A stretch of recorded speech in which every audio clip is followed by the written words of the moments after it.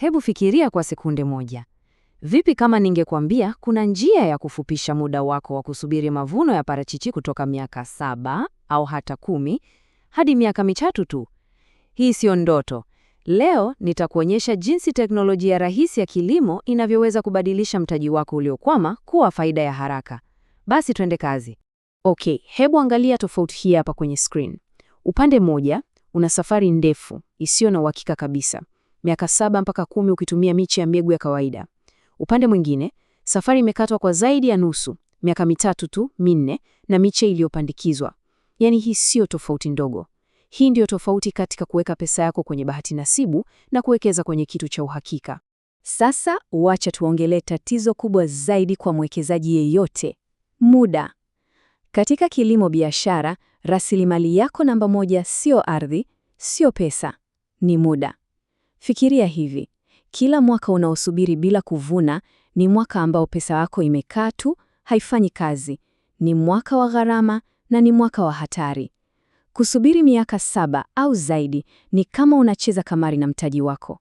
Na sisi, wafanyabiashara, hatuchezi kamari. Kwa hiyo swali linakuja kwako, wewe mwekezaji makini. Utachagua njia ipi? Njia ya miaka 10 ya labda?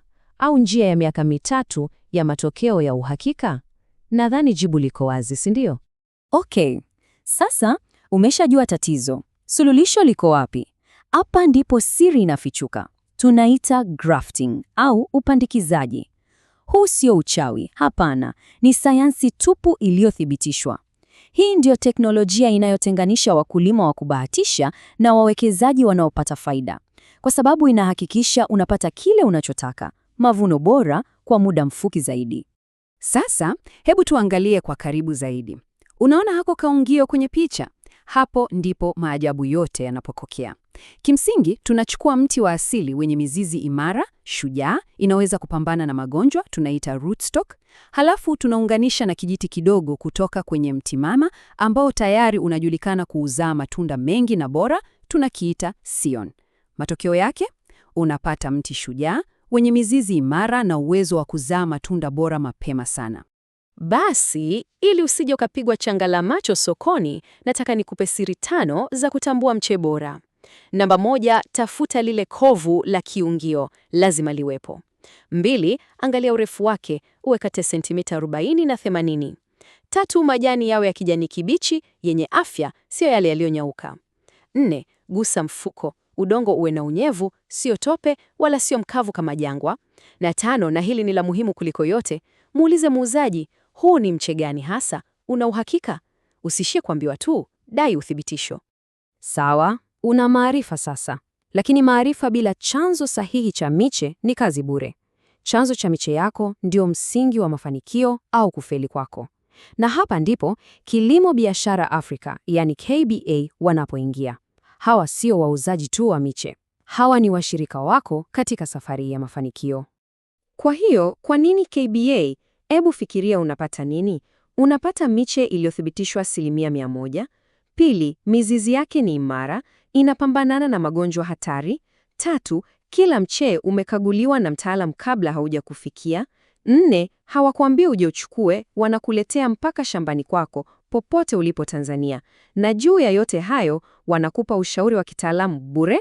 Hii sio kuuza mche, hii ni kukupa kifurushi kamili cha mafanikio.